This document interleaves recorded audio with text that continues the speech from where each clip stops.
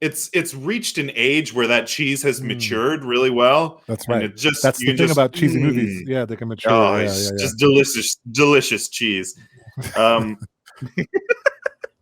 Mine- going in the bumper. Melted. Delicious cheese. Melted all down my ass. Okay, well, that escalated quickly.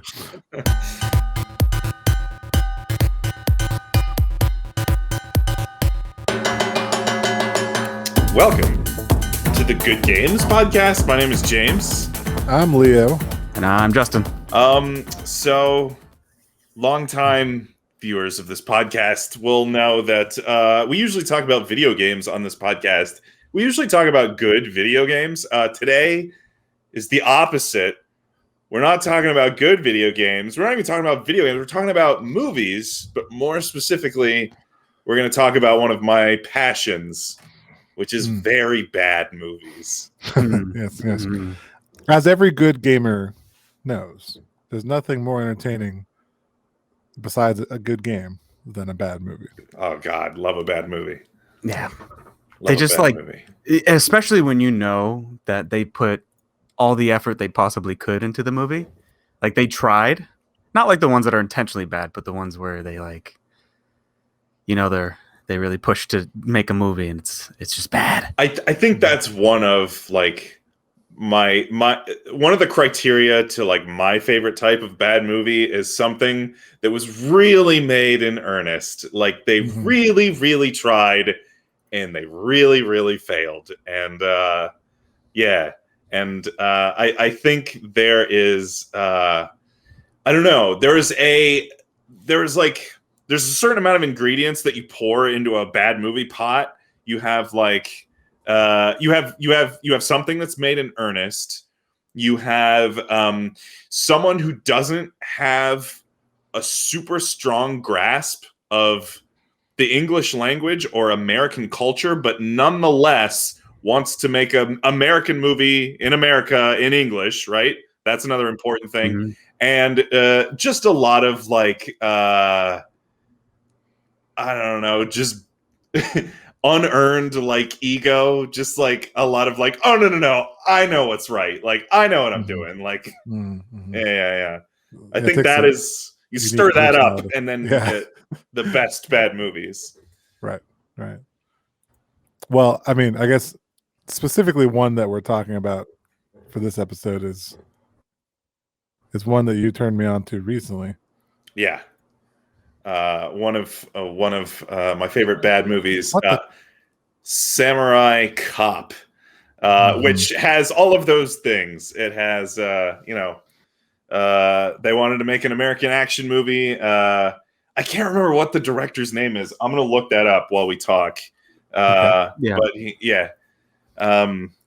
Samurai Cop has like the exact sounding title to get me just hyped up just by title alone. Like you got samurai, you got cops. There's all these assumptions in my head about what I'm about to watch. It's going to be amazing. But the funny thing is I think that like the poster or whatever kind of the cover of the movie itself is just a guy. There's nothing that implies a samurai. There's nothing that even implies a cop. It's just a dude with really long hair, and he's just like looking angrily at the screen, and like it just says Samurai Cop. So you're like, how's this a samurai? It sounds like it has a lot of promise, though. Like, yeah, it's a great concept. Like RoboCop was a cop robot dude. Yeah, and it was great. Samurai Cop doesn't quite like follow suit to it doesn't stay true to its title. James, who was it directed by? Yeah, I should have been more prepared. Amir Shervan or Shervan, I'm not sure. Has he directed anything else? Yes, Amir is known as a very prolific B-movie. His entire career, just a lot of B-movie nonsense. But his masterpiece, his piece de la résistance is Samurai Cop. What an objectively bad film. Oh my God. So like the plot is pretty much he's like a new guy. He just got hired not that long ago. There's like this dude with really long hair. For some reason, he's a samurai. I guess that's just implied. He's like, oh, we brought him, from he's been trained by the masters in Japan, and he's this great. We brought him from Tokyo, and like he's this great, and it's just the whitest white guy. Like, why? Yeah. What? Why? It's like Steve from like Northern California. Yeah. But he's called Samurai. For some reason. Codename Samurai. Which, like, the funny thing is, too, with this movie, there's not that much samurai with him. With, like, the mob and everything, there's more, like... They're fighting against, like, the Yakuza or something. Yeah, they're fighting against Yakuza, and he shoots guns most of the time. My favorite fucking thing, though, is every time he does get a katana, with the exception of the climactic scene at the end, he gets a katana and does, like, a fancy flourish, and then just like points at a bad guy. This happens 2 different times. Does a fancy flourish, points at a bad guy, and then his partner just shoots him in the head. Like, which, to be honest, that's fucking hilarious. I love that. That was a great idea because that was obviously planned out. It was just like, just shoot him. Yeah. Right. He does like a little flashy move. The guy gets distracted, and his partner just shoots him. I mean, why not? Why not do that? Like, fuck it. That's the samurai way, right there. Yeah. Yes, I suppose that's the Indiana Jones way. Yeah, I don't know if that was like I don't know if like a trope. I don't know if Amir had actually even seen Indiana Jones and was making a reference, or I don't know. But yeah, I suppose we should talk about Samurai Cop's partner, one of my favorite characters in the movie. Oh shit, what is his name? I think his name is the poor man's Donald Glover. Yeah, I suppose. Yeah. By the way, there's a lot of movies that we might talk about in the back half of this podcast in our top 5 bad movies. There's a lot of these movies that are aspiring to be, I suppose that's a very generous term, aspiring to be like other great classic movies. This is definitely just a Lethal Weapon ripoff.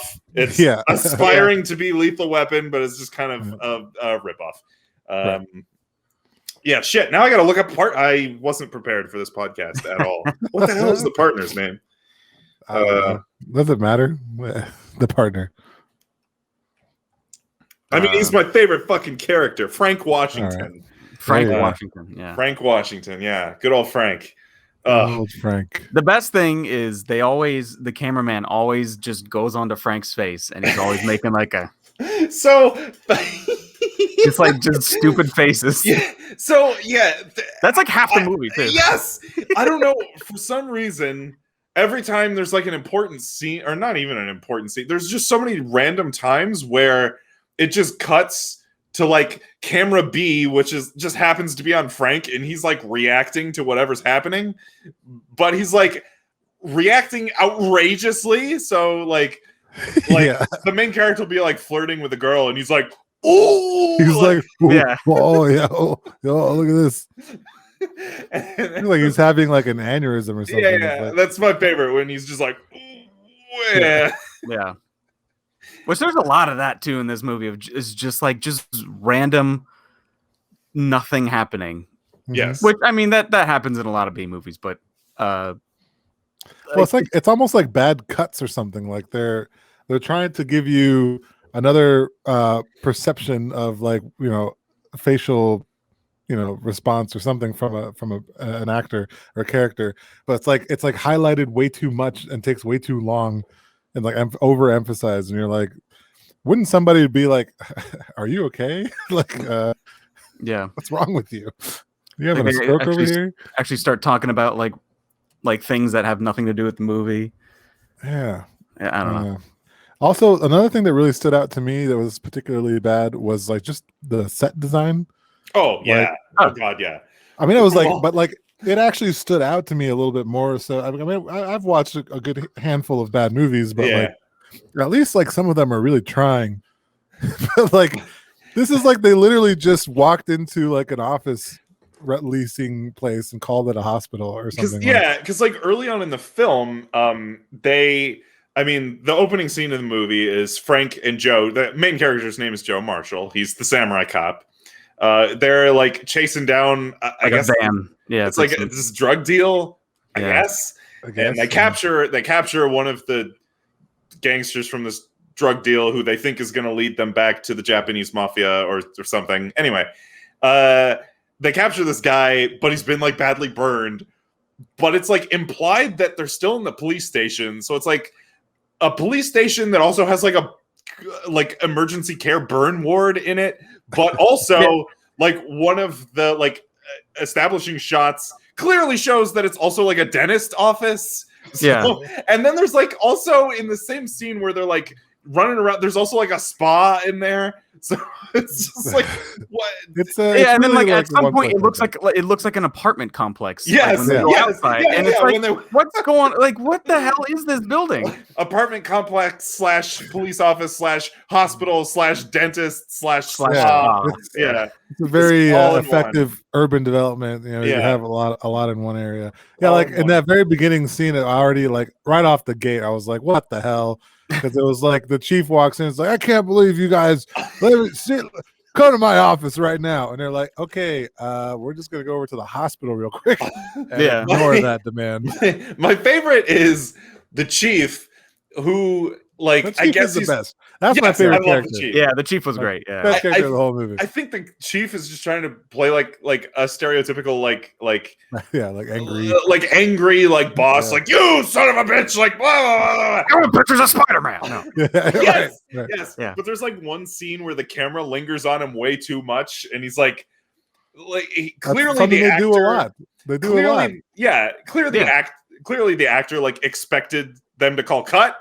But they just didn't. So he's like, you son of a bitch! And then he like holds this for forever. And he's like, and then he like sits back in his chair and he just closes his eyes and is like, waiting for them to call cut.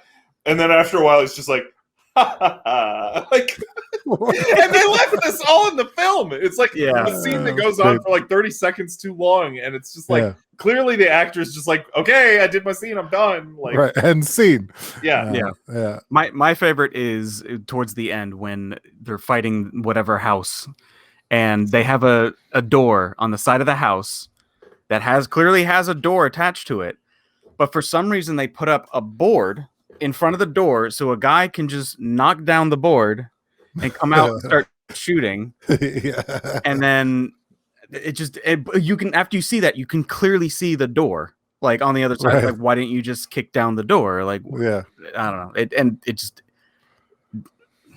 shit like that. But decisions were made. But the best thing, and I know James wants to mention this, the best thing of that entire movie is hair. His hair was like another character. Yes. So, like its own character.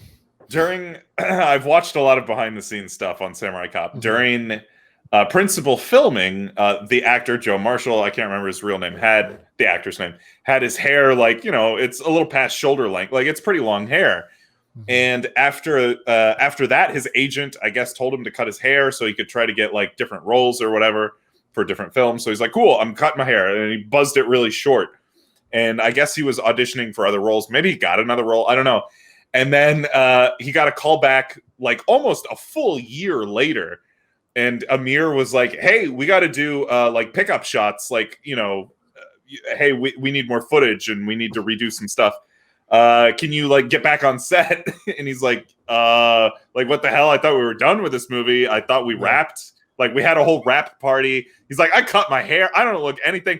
And Amir was just like, it's fine. It's fine. Just show up. And I guess him and Amir went down to like a wig shop and just, they're like, this will be fine.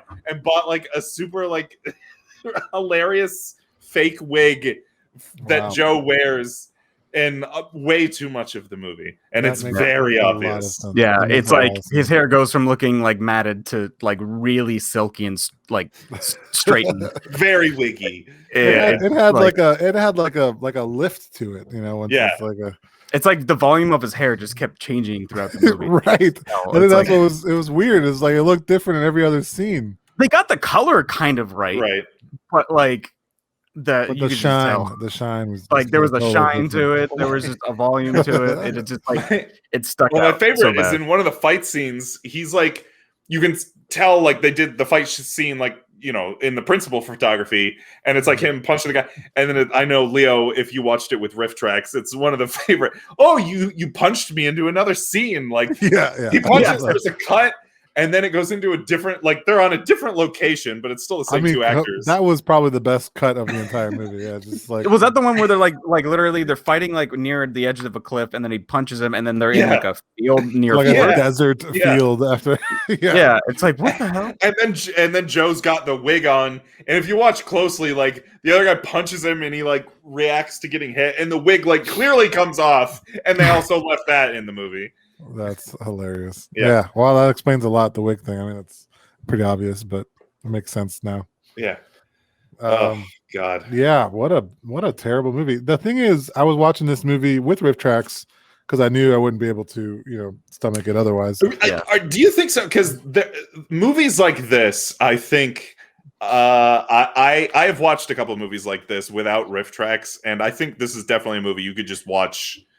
I mean, the riff tracks definitely make it better, but this is a movie you could watch just like, this is so fucking hilarious. There's a decent amount of bad movies that are so bad they're good, and I really enjoy them, and we'll probably go over those soon. But I don't know if this is one of them. I don't know, something about, I don't know if honestly I think it's the pacing with the edits that bothered me, like the lingering shots on every character, like that was my favorite. There was even a time period, even with riff tracks, where I was like, they were kind of losing me a little bit. I was like, I just can't stomach how bad that was. It was really, really bad. Like, almost a not entertaining way. But then they saved me at the end with like the way things just went batshit crazy, and then like the super bad cuts were really hilarious and stuff. So they had me in the beginning, they lost me towards the middle, and then they had me again at the end. And I just feel like without riff tracks, I don't know. That's great. I thought this was one of the most watchable bad movies. Yeah. Like I thought this is very watchable. Yeah. I find that like if I find a really interesting bad movie with like riff tracks, sometimes it's like I pay attention to the riff tracks through the first half. But then, like, I'm so fascinated by the shittiness of the movie that I'm not even listening to them riff anymore. Yeah. I'm just oh yeah, the guys are talking. I forgot. I was almost so put off by the shittiness that it almost took away the enjoyment of the riff tracks. It's like almost.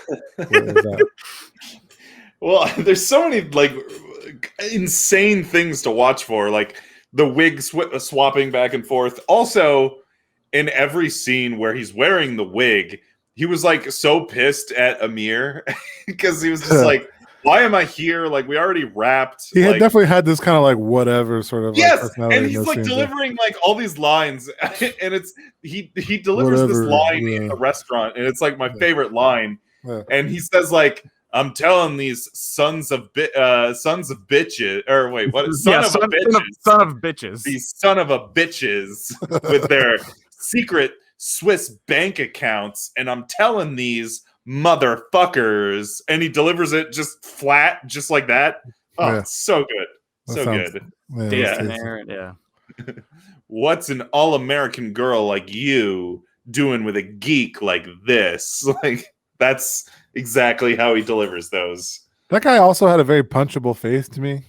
With the actor that plays Samurai. Okay. He looked like snobby model kind of guy. Yeah, it's like such a douche. I just kind of wanted to just the whole movie, Okay. He's the kind of guy who goes on the beach and wears a Speedo, which he does in the movie. Absolutely. Yeah. That was hilarious.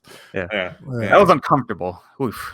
Did not need to see that much. There was another great line from riff tracks. Was like, I don't know how they took like two young, very fit people and made this like the most unsexy scene ever. Oh my god, yeah, it looked so odd. There was a point too where they were like about to like have sex, and then it like almost like quick shots to something, and then like eating dinner or something. Yeah, and he comes out with food. He comes out with food that he just made while still in his bathing suit.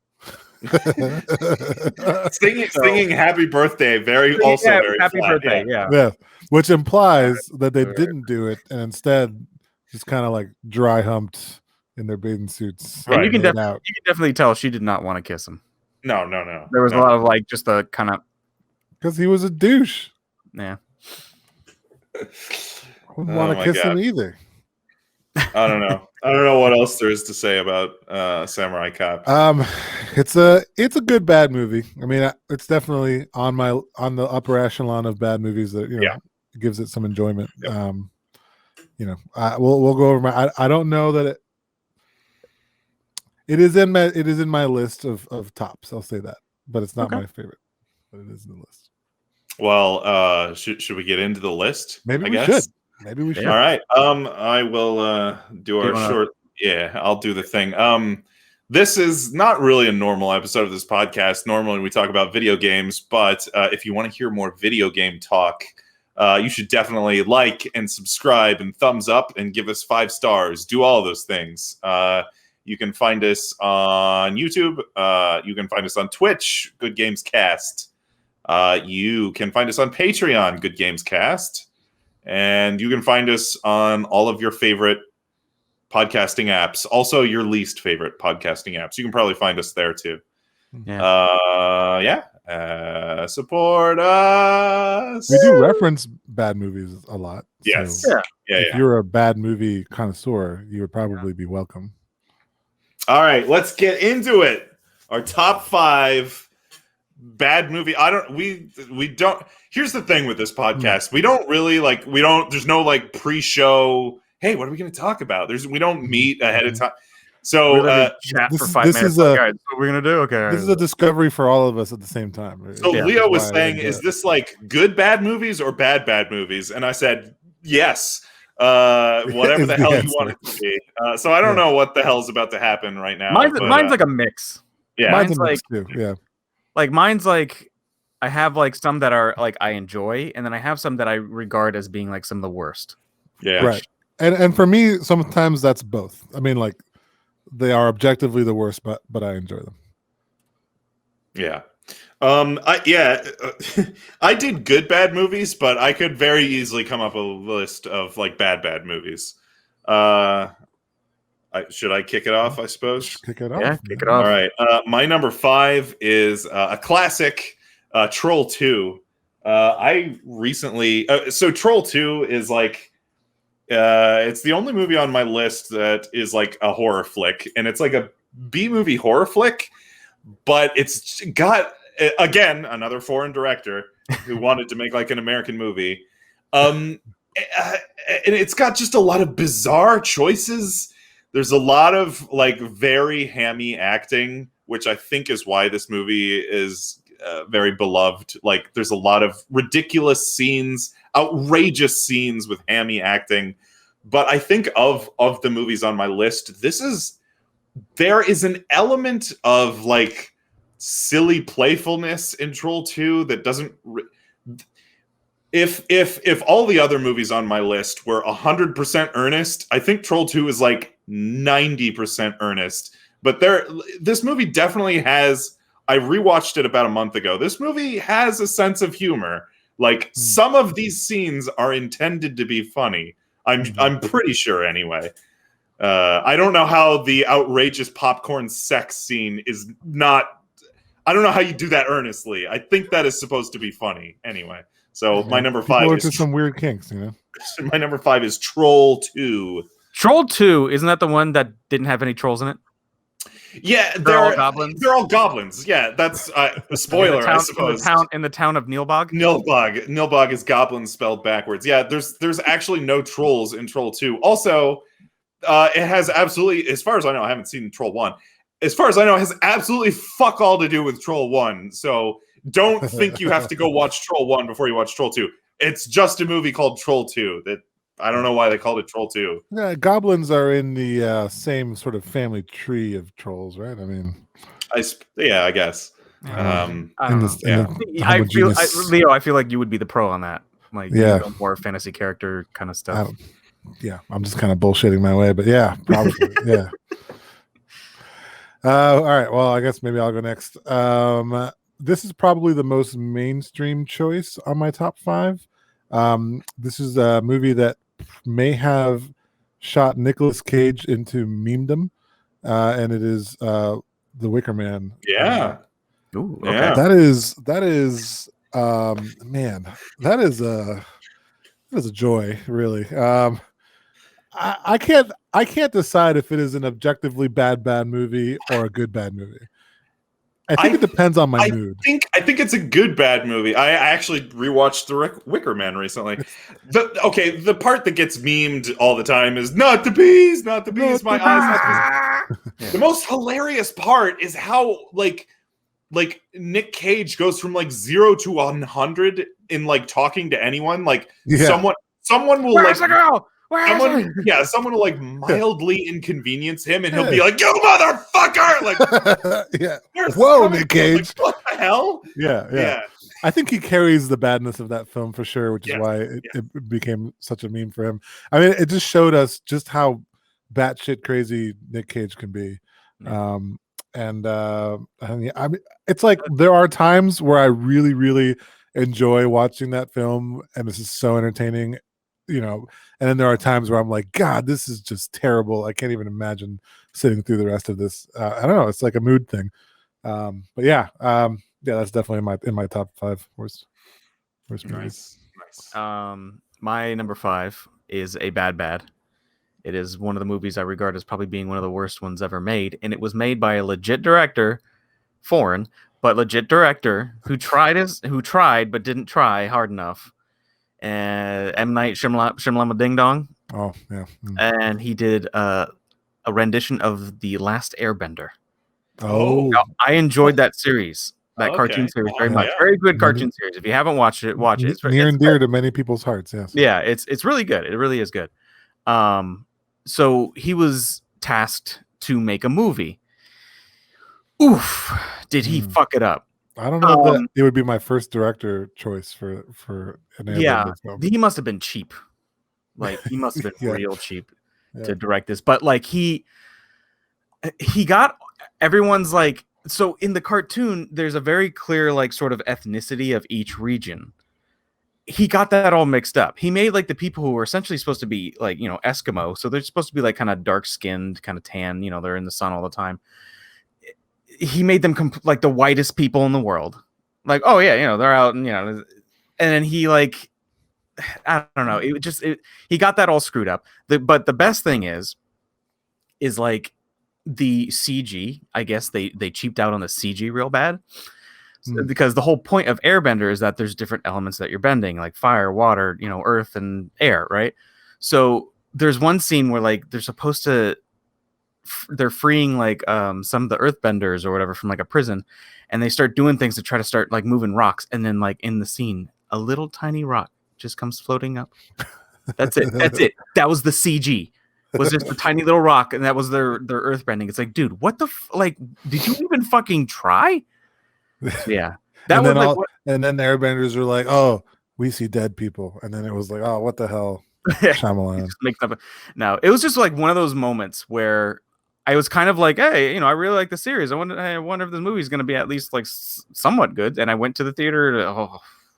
Waste of money. I came out and it was like, nauseous. Yeah. So I actually haven't seen that. And also, M. Night Shyamalan seems like a really weird That's choice. What I'm saying. Yeah, it's very. Not my first pick for that. Yeah, it seems like a weird match. Not even my 5th or 6th pick, or even top 20. I don't know. And I'm just gonna say this: don't turn a series into a movie. That's impossible. It's just impossible. It never turns out good.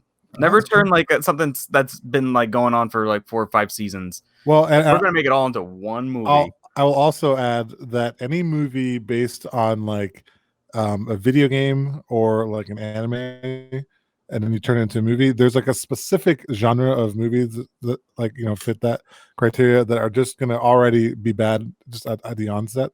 So you kind of already have to have a sort of take it with a grain of salt as you start a movie that's based on an animated series or video game. Yeah, I learned my lesson. Although apparently the Sonic the Hedgehog movie is pretty good. It is. So I gotta watch it. I mean, it went through hell before they made it, but it turned out okay. I mean, it's not going to be your favorite movie of all time, but it's good. It's passable. Yeah. Also, Mortal Kombat. Come on now. Well, that is a very cheesy but It's Oh, yeah, that's it's how cheesy as it's not all bad, hell, but yeah. it's cheesy. It's it's reached an age where that cheese has matured really well. That's And right. it just That's you the can thing just about cheesy movies. Yeah, they can mature. Oh, Yeah, it's yeah, yeah. just delicious cheese. My number 4 is probably the most deep cut on here. This movie goes by many different names. I've heard it go by Road to Revenge. I've heard it go by Champagne and Bullets. It is probably most known as Get Even. This is a deep cut. It is pretty difficult to track this movie down at time of recording. I am hoping this will become more popular. I kind of stumbled onto this movie. This movie is so fucking great. Okay, very simply. I'm going to spoil the end of this movie too because it's fucking amazing. So the story of Get Even is this dude's wife is murdered and he wants to go find the people who murdered his wife and get even or go on the road to revenge, depending on what the fuck title of the movie you want to call it. Anyway, one of the most amazing things in this movie is this guy's partner is trashed. And I mean, not the character in the movie, I mean the actor playing his partner is trashed, like out of his goddamn mind, trashed the entire film. And the director, who by the way, one of the other ingredients in the thing of like how to make a good bad movie is you write your own movie, you produce your own movie, you star in your own movie, and really the only way to get away with it. And you direct your own movie. Those 4 ingredients, anyway, this guy wrote, directed, produced, and stars in his own film. And he just let the camera keep rolling on this guy who is like, probably has alcohol poisoning. He just borderline incoherent, like can't deliver his lines. And like, that's a sign of true professionalism if he's still, working.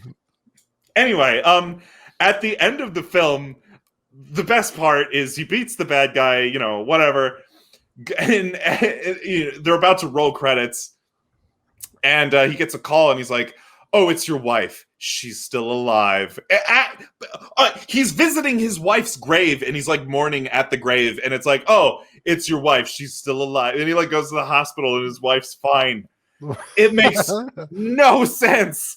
And it's brilliant. It also it also has an amazing musical number where this asshole who did all those other 4 things performs his own song that he wrote called The Shimmy Slide. And the Shimmy Slide, so good.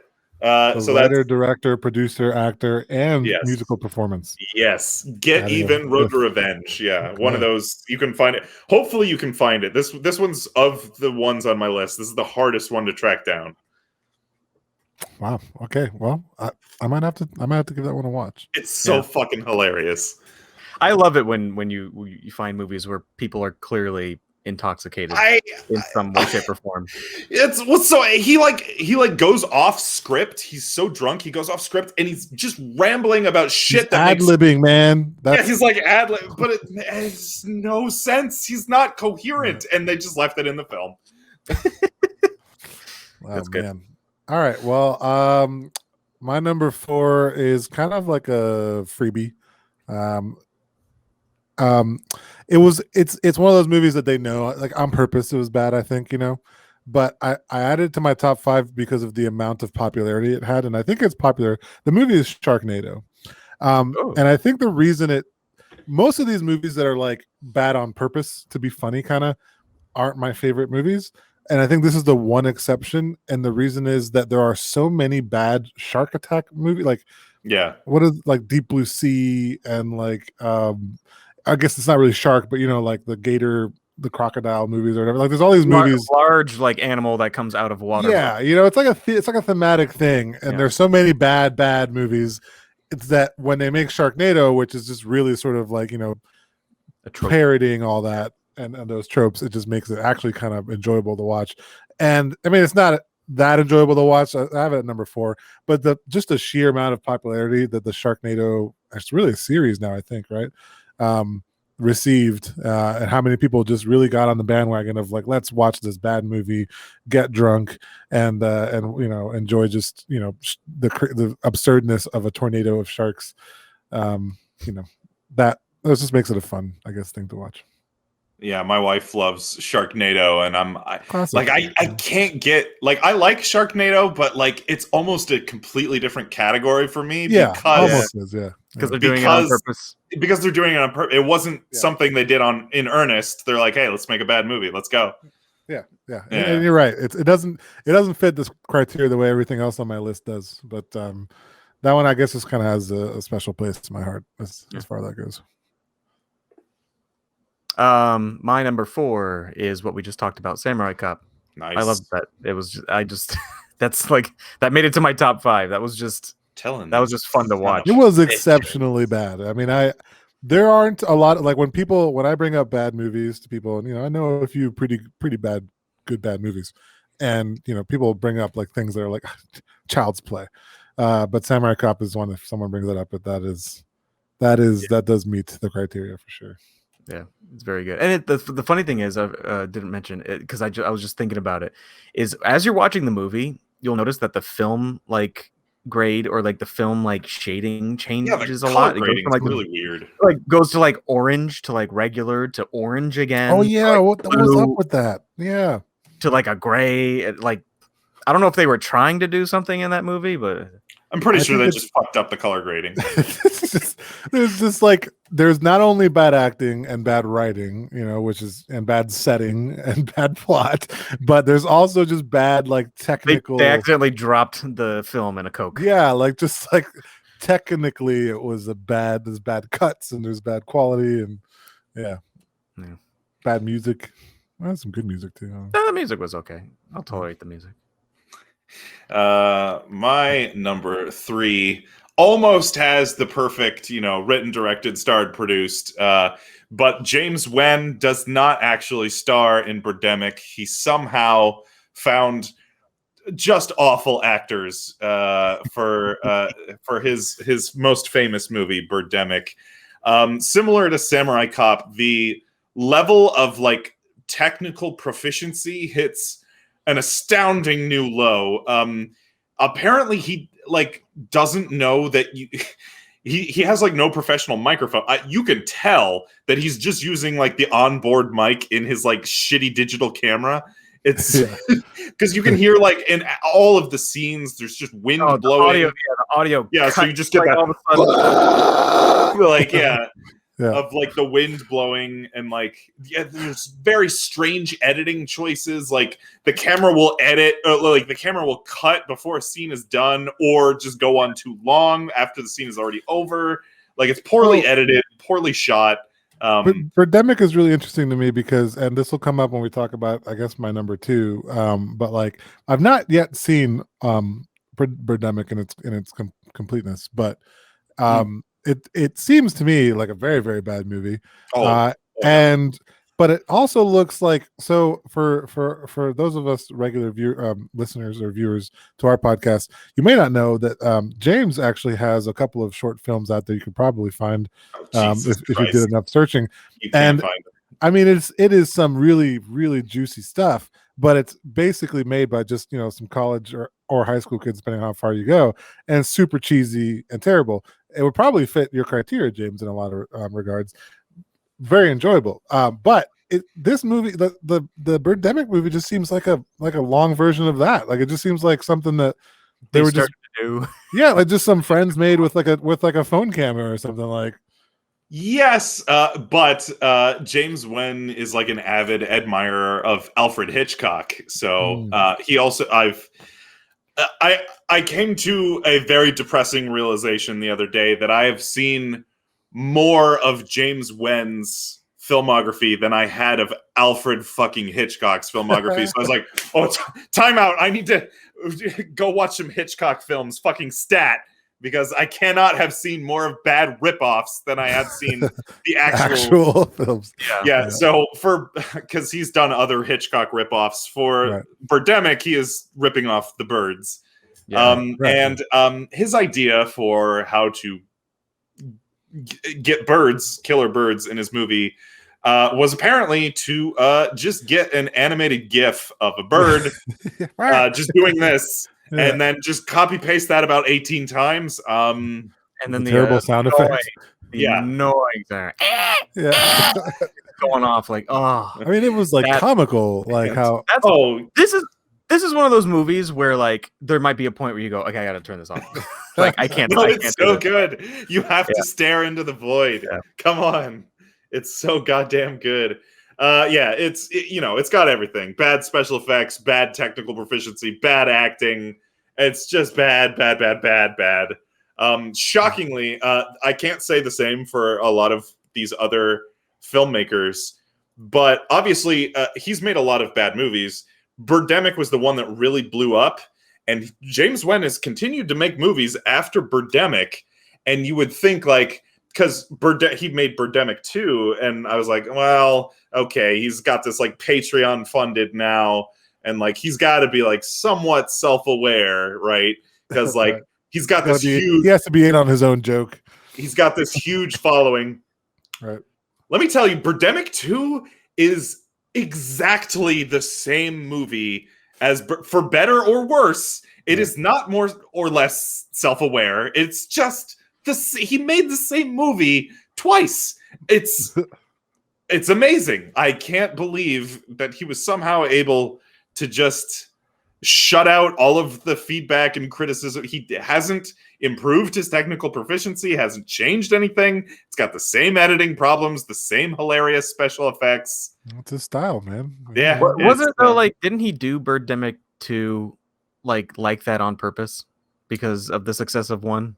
Well, yeah, I mean, he had like a huge following, and a bunch of people like got on Patreon and were like, please make another one of these. But like the thing you would expect from that is like, oh, let me just make a lot of references to the first film, and like I'll be in on my craft. Yeah.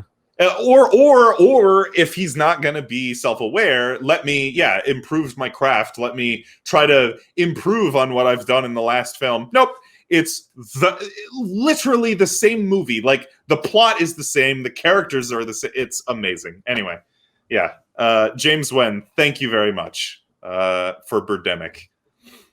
Nice.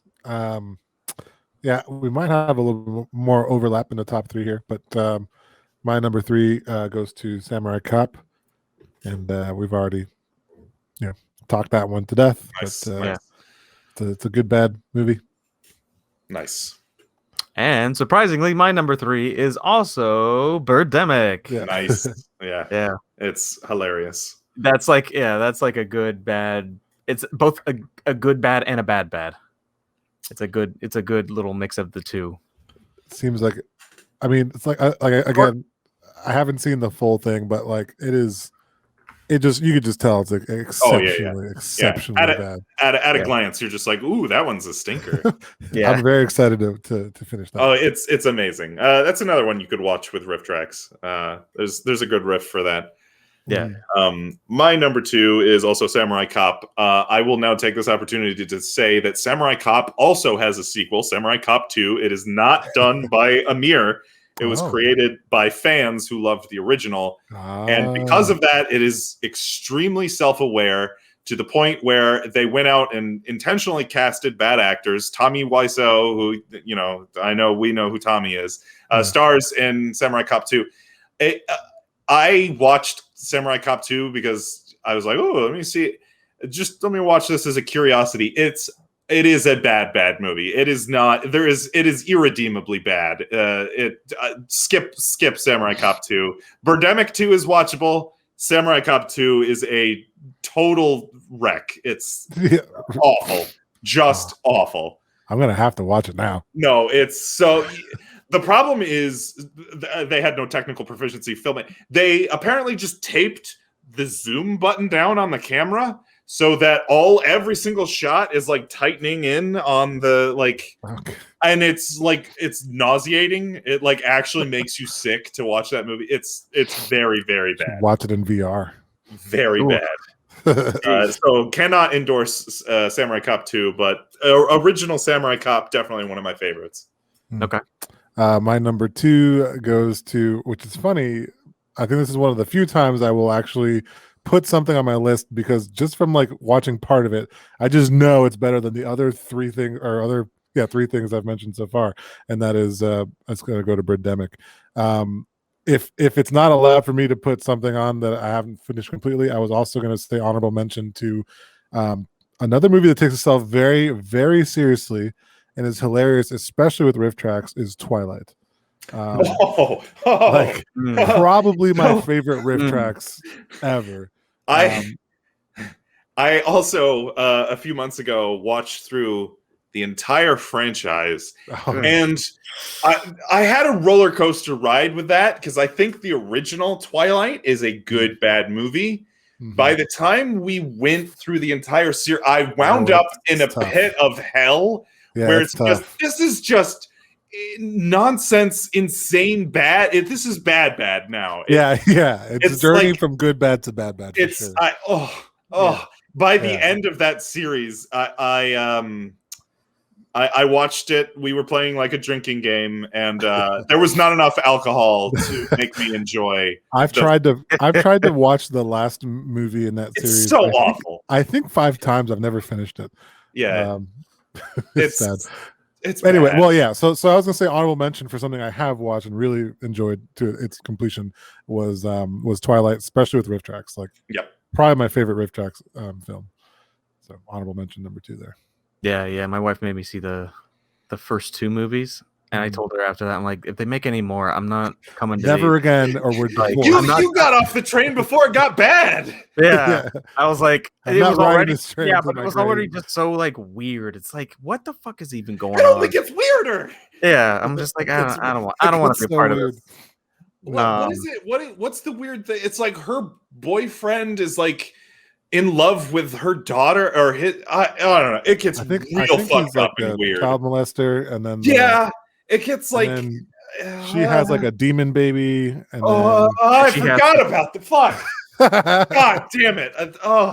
It's so really bad. Weird. It's so really bad. I watched it with riff track. The riff tracks couldn't even redeem. Yeah, and the vampires glisten in the sun. Yeah, and the thing is too, if you don't know anything about the Twilight series, you have no idea what the fuck's going on. No, it's just worse. It's just even worse. Yeah. Like, I mean, it's pure fan service, really, is all it is. Yeah. There you go. Honorable mention Twilight there. My number 2 is Space Mutiny. Yes. I love Space Mutiny. Yes. That's a fun bad film to watch, especially with riff tracks. It's really good with riff tracks, but it's good without riff tracks too. It is just a beautiful, like, they tried to make a space movie, and it's just so silly. It's just so goofy, but they tried so hard. They shot most of the movie in like a warehouse with just like pipes everywhere. A warehouse scream space. Yeah, you can clearly see windows with like the sun shining through. Like, there are like, they had the weird little go-kart things that they drove around, and there's supposed to be this like futuristic space mobile, and it's supposed to be this like high speed, like high stakes chase scene at the end of the movie, but they're going like 2 feet, like they're just like they're not going anywhere. Yeah, and you can tell it's a cart because the entire chassis is just fucking rattling. And like the explosions, you can clearly see the boxes they set up just like sitting in the scene going. You're like, okay, that box just blew up. That's just it's a good series, especially with the riff tracks with them like making fun of the dude running around all the time. Yeah. Fun fact: did you know that Punch Rock Groin, Big McLarge Huge? I can't remember. Ryder, something Ryder. Actually married his co-star, grandma daughter. Yeah, he actually married grandma daughter. Yeah. Oh, that's right. Yeah, because like the the princess was like weird because you couldn't tell what age she was. Like, wasn't that like she was like skinny but kind of wrinkly, but kind of her hair was poofy, but But it like, looks like she was also like dyeing her hair to make it not go gray. Like is she in her like 70s or her 20s? I don't know. Her voice says 20s. It's her 80 tweens, you know. It's that actress is amazing. She could be 20, she could be 70. It's very hard to tell. So yeah, the riff tracks refer to her as grandma daughter. Yeah, she's my 30-something-year-old lady. Yeah. That's a good one. Watch Space Mutiny. Space Mutini's fucking classic. My number one. Do we have a three-way number one here? I think we might have a three-way number one. This is the one we all bonded on. So I mean, number one three-way. Yeah, I mean this. Listeners. Yeah. If there is one film that you have to just like, if you haven't seen and you think you've seen the worst movie and you haven't seen this, you're doing it wrong. You're just doing it wrong. This is the Jesus into the movies. Like this is what gets you into them. The Messiah of bad films. It's got everything. It's got a foreign man trying to make an American movie. He wrote, produced, starred, directed. It's got everything. It's got bad acting, bad filmmaking. It's just the perfect storm. Disturbing sex scenes. Script. Yes. Bad script, bad plot, bad setting, weird characters, useless characters like the mom. It is the perfect storm of bad movies. It is The Room. It's probably the most popular bad movie now. Yeah. I mean, a couple years ago. I'm really happy to hear that we have a three-way, number one here, because I feel like that movie really was a catalyst for especially James's love of bad films. In my opinion, I mean, maybe I'm wrong, but I think it is. And after all these years, and I know you have sort of a wall of fame of bad films. Yeah, I love hearing that The Room still holds that special number one spot in your heart. Oh, absolutely. Yeah. Absolutely. I was going to say a lot of people might know this because, what's the brother's name? Fuck. Denny or no, who's the famous actor? His name is well, now you're making me draw a blank. Escaping me. Green Goblin guy. Yeah. Oh my lord! All right, somebody talk. I'm gonna have to look that up before I lose my mind. With the brother, the little brother. I don't they know. remade the movie. They did the William Dafoe had the son, and the son is James Franco. Holy shit! James Franco. In 2017, James Franco made The Disaster Artist, which was kind of a drama comedy biography chronicling the making of this masterpiece of bad filmmaking, which really just brought it to a whole new generation of of people. Again, like it was already like it went through a wave of cult following when we were in college and stuff, and then a decade later it brought a whole new set of fans to the movie. Yeah. It's amazing. It's Tommy Wiseau stars in this movie, and he's earnestly trying to make this. Yeah. He wrote, directed, starred. Right. Yeah, and he's like earnestly trying to make this like very serious drama, but like all these hilarious things happen that have nothing to do with anything. There's this weird drug deal that has nothing to do with anything. There's a mother who has cancer that has nothing to do with anything. All of it has almost nothing to do with The Room. There's in like almost every like scene, there's a build up to something, and then it just disappears. Yeah, yeah. It's like there'd be this whole tragic thing of like they make it all this serious, and then it's all connected by terrible sex scenes, almost like virtually like softcore porn. Like, sorry. If you've never seen The Room, it's borderline a porn. Yeah. It's sort of it's borderline a soft. The first half is a borderline softcore porn. Yeah. Well, the thing that was so unbelievably fucking funny to me was like there's a lot of like sex, and then I'm like, okay, we're past the sex scenes now, and there's always one more that I forget about. I'm like, oh yeah, there's like 4 fucking sex scenes for no goddamn reason that go on way too long. Yeah. This is part of it, and it's a great drinking game movie. And also, I don't know if they still do it, but for a long time, Cartoon Network would feature it on April Fool's Day. I still do it. As far as I know, they still do it. The annual room watching. Yeah. And if anybody from my job is listening to this podcast, I know I have a few people who listen. You have heard me talk about The Room since day one when I started at where I work over 5 years ago, and only like one person has watched it. But like, I feel like as almost like we mentioned earlier, like it's like the Jesus or the Messiah of bad films. Like I almost feel like I have to like go out and tell the world about this film. Like anytime if you've never seen The Room, like have you not heard the good tale of The Room? Like let me open your mind. Good news? Yeah. Have you heard the good news? Have you heard of our Lord and Savior, The Room? Tommy Wiseau. It's amazing. Like it's gonna be my life's mission to just like share this film with the world. Yeah, I was gonna describe The Room more. You can't describe it and do it justice. It's just fucking. It's amazing. It's literally amazing how bad it is. It really is. And you know what? There's a lot of people who aren't into good bad movies, right? Like, right. It just doesn't work for them. Like they just can't get past the badness of the movie. Trust me, The Room will surpass that wall. Yeah. Like it captures every audience. I've never met someone that has not. At least when they watch it with me, I don't know. One of our friends who we had him watch it, and we knew he was going to be like completely negative against the thing. He watched the whole thing and he was just like, so like that was stupid. But then like later on that night, he's literally quoting the fucking movie. Right. See, like you son of a bitch. Like it's very quotable. It sticks with you. Very quotable movie. I mean, that is probably the most quoted film. I mean, between that and Office Space is like the most quoted thing in my household. Yeah, it's amazing. It's been such a big part of my life. At least we have gone to like live fan showings of The Room with one of the actors who showed up. Like my wife and I have a picture of her and I'm in Tommy Wiseau, Johnny, who's the character from the cosplay, and she's in Lisa cosplay, and we're in between Greg Sestero, who plays Mark. We got to watch a screening photo with him, which was amazing. I have forever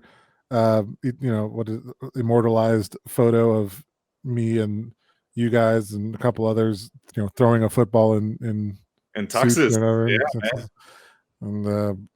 I mean, there's just it's probably it's part of our lives, like indefinitely. Like this is just it's going to be on my gravestone. Here lies Leo, fan of The Room. Here lies Leo. Everyone betray him. Everyone betray him. Oh man. Yeah, number one for sure. The Room. It's amazing. You guys want to endorse some stuff? Yeah, I got some stuff to endorse. Cool. Endorse away. I got a couple of things to endorse. Number one, I highly endorse smelling your baby. Just inhaling just the scent of your child. So a little bit of backstory because I'm not a weirdo. Yeah. I wanted to deliver it that way first. So my wife is someone who has heightened emotions at times, and like last night, for example, was very flustered after a long day of work, and she will admit that like she can like get off of work and come into the bedroom and be like, and it has like a lot of like angst with her, and stayed up really late and stuff, and then went to go nurse our son, and then like just smelled him, just like there's like endorphins or something, right? Like when it's like when your baby or something, there's some sort of like chemical, and I totally relate to this when she said it, and it literally like just brought everything down to like totally mellow and like chilled her out. So I don't know if this has any scientific basis, but if you have a child Or if you can just grab someone else's child, just grab a baby.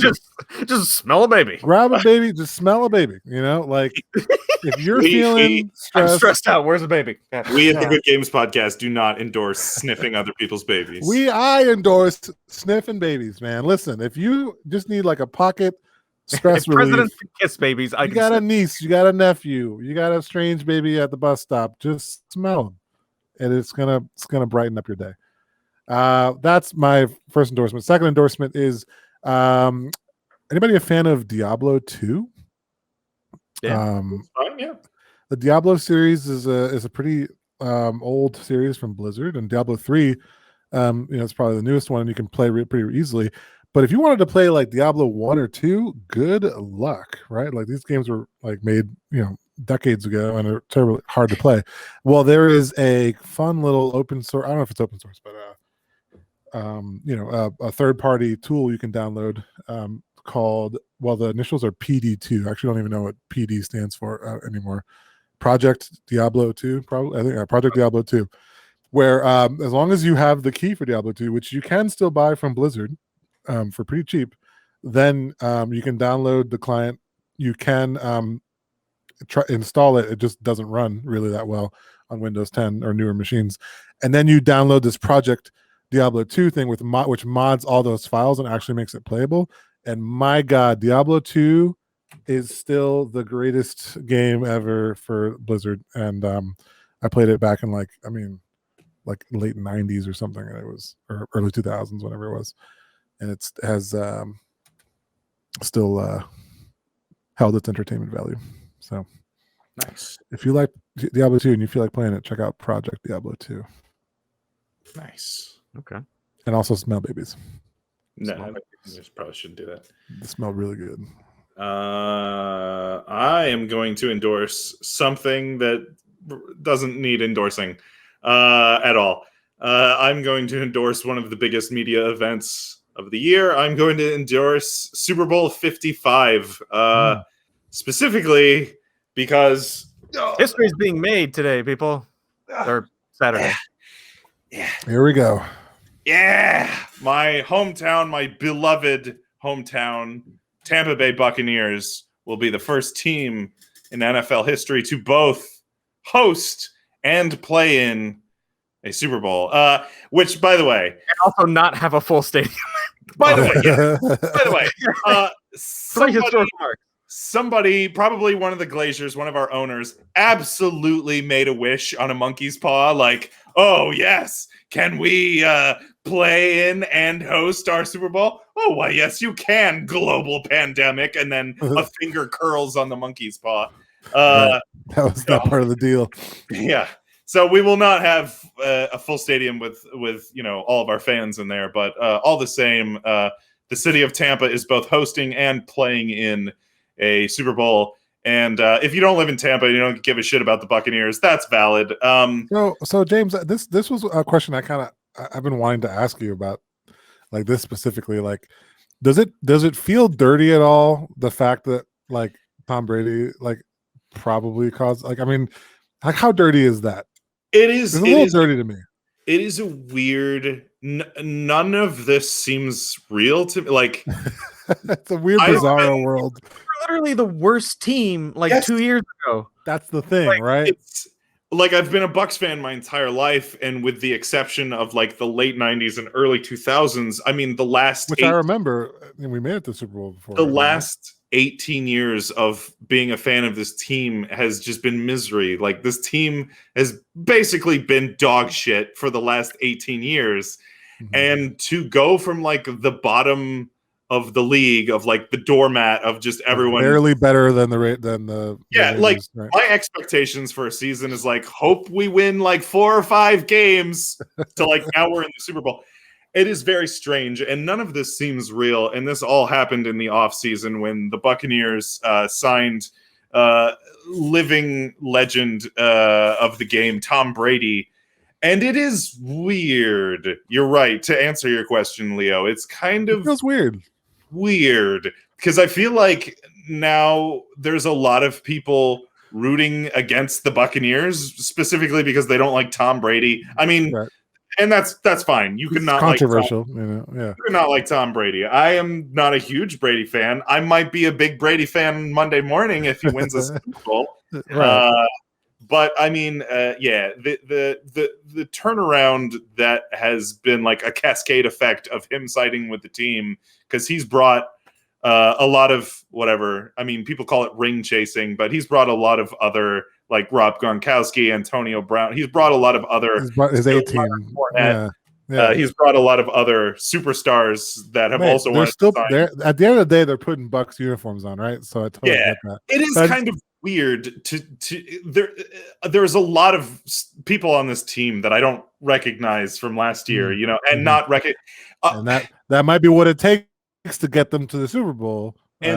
But the Buccaneers have not been a team that have historically like gone out and signed like really big, with a couple of exceptions. They don't really like go out and sign like really big stars in free agency. This has historically been a franchise that builds their team with the draft, which means that you have, a lot of seasons to get to know your roster. You know what I mean? Right. So there's a huge difference between this roster that is playing in the Super Bowl and last year's roster. Yeah.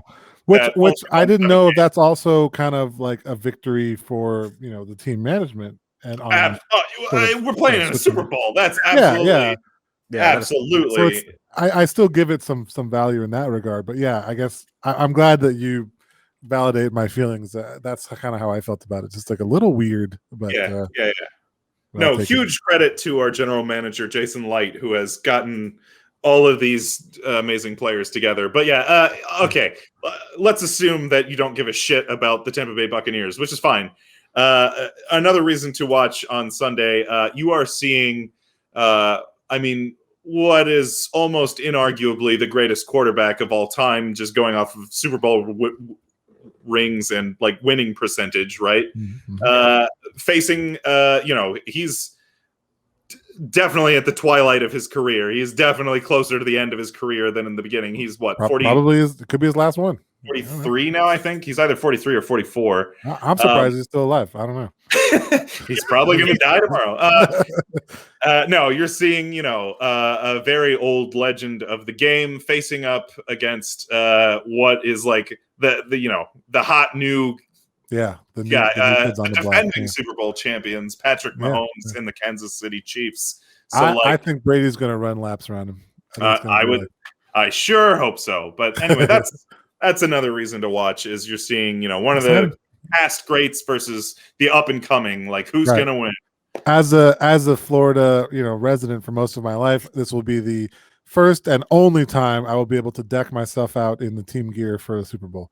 Hell yeah. I have the hats, I have a jersey, I have, unless for some reason the USF Bucks or Bulls were playing in the Super Bowl, I wouldn't be able to do it any other time. Well, Jason Pierre-Paul is playing. Yeah. Well, literally the team, because I have like the team hats and jerseys. That's true. Sure. But so I'll be in full Bucks. Hell yeah.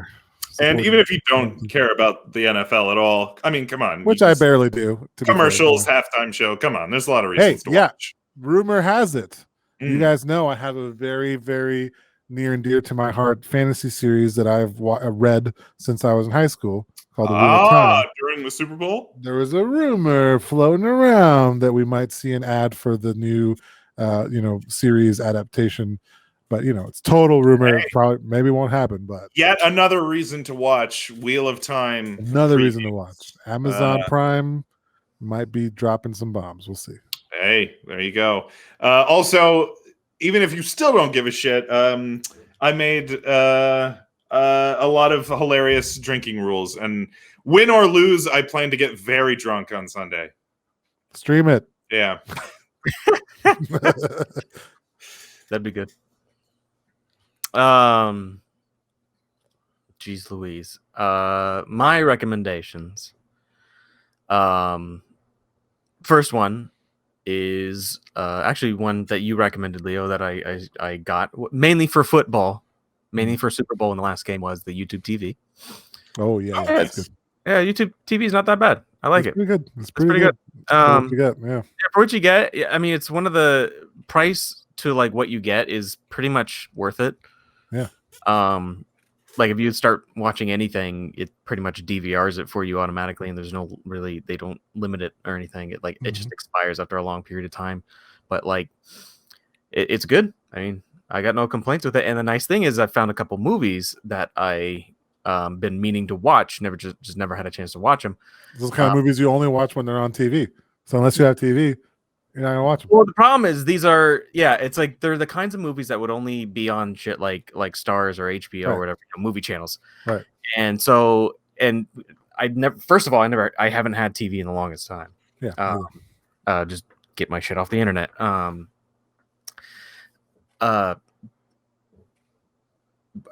I forgot the point I was trying to make. I said one. YouTube TV, and movies and yeah. So with that, with YouTube TV, I go into my second recommendation, which is I watched 2 movies that I've been meaning to watch. I really wanted to watch. They're about space and Interstellar and The Martian. Oh yeah, I just watched The Martian. It's good. Both great movies. Yeah, really good movies. They both come out the same year too? Or was it Interstellar and some other space movie? Like 2 or 3 years ago. Interstellar came out like 4 or 5 years ago, I want to say. Okay. There was something that like another space movie that came out around the same time as Interstellar, and it was like weird, like the year of like. There was like a year of space movies. Yeah. Yeah. I was gonna say the whole reason we did this episode is because the video game release calendar is looking pretty tumbleweeds blowing in the wind right now. We might actually be a movie podcast now. Well, what? Okay, is our next episode? We threw out Besiege, we threw out Rust. Mario 3D World's coming out, re-releasing, I suppose, next week. I'll definitely be playing that. Anyway. I suppose we could take that conversation offline, but we'll hopefully have something for you viewers. So some potential episodes that could be coming in the future. Lots of games that have already been out for a very long time. So yeah. Why not? Yeah. Why the hell not? We can talk about it. Yeah. I don't know. Anything else? No. Cool. All right. Good episode. Right. We did it. That was a good, bad episode. Good, bad episode. All right. For the Good Games Podcast, I'm James. I'm Leo. I'm Justin. See you next time. Goodbye. See ya.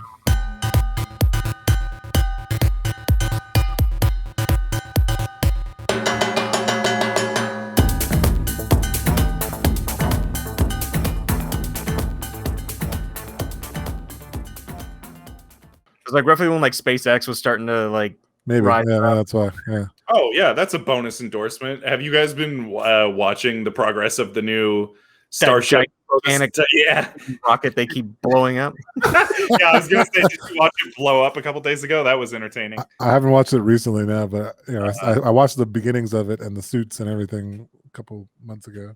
Yeah, well, watch the SN8 flight and the SN9 flight. Both of them end in big giant fireballs. Very entertaining. Yeah. Thoughts on Interstellar, since this is a movie episode, Ryman? It was fine. Yeah. Not my favorite Christopher Nolan movie, but it's fine. Yeah, I mean, like, I enjoyed it. There were certain things in the plot that just kind of made me go, eh. Like where I like the whole like they were jumping to the different planets trying to figure out like which one were they supposed to inhabit, and they found like the first one had like the time problem where instead of it being 2 years it was 23 years or something crazy like that. I enjoyed the whole concept of like the space time continuum like changing because they went into this whole area. I didn't like the whole like plot where the one guy in charge of everything, like he's like, oh, I never, when on his deathbed was like, I never meant, for us to send people. It was always meant to be Plan B, which was to leave, was to breed people. And it's like, why? What? Like, I don't know. I just felt like that didn't go anywhere really. Yeah, I guess that was kind of a subplot. Yeah, and then like, I don't know, the whole like fifth dimension thing was that was weird. Was kind of okay, but that's kind of the most controversial portion is like what really happens when you go through a black hole kind of thing. Yeah. A little bit mind fucky. Yeah, that one was just odd. But I mean, like overall, I like the whole concept of traveling through space, and they did the whole like kind of space travel thing pretty well. I mean, they tackled that pretty good. So that's enough for me. I think that's specifically why I like the movie a lot. It's like the emphasis. There's two movies that I like a lot because of the emphasis that they put on the fourth dimension, and it's Interstellar and Arrival. And because a lot of movies don't put an emphasis on, how other beings would probably use the fourth dimension the same way we use the third dimension, and like a 2D character would look at us like we're these crazy beings because we can move in 3D space. Like that whole concept I like a lot. They didn't do it that well in Interstellar. They did it fantastically in Arrival. Really? I was going to say both of these movies have endings that make no goddamn sense. Well, the ending, it can't. It's always a little bit of like one of those like Back to the Future kind of things. Like, well, it's a paradox, yeah. Yeah, it's a paradox. But I like things that play on that paradox because it's a paradox, because it doesn't make sense to us because we're not beings that can move comfortably in the fourth dimension. So like, spoilers for both Interstellar and Arrival, I guess. I would say Arrival more than Interstellar is to me like Arrival was my favorite movie that came out the year it came out. That was my movie of the year. Interstellar wasn't when it was released, but I really liked Arrival. That's funny. I liked Interstellar a lot more than Arrival, but really, the ending pissed me off to Arrival.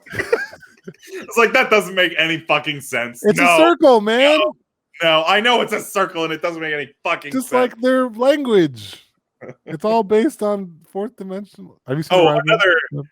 Another space movie. Huh? Arrival. I don't know. All right, you need to go watch Arrival. Go watch it. It's on YouTube TV probably.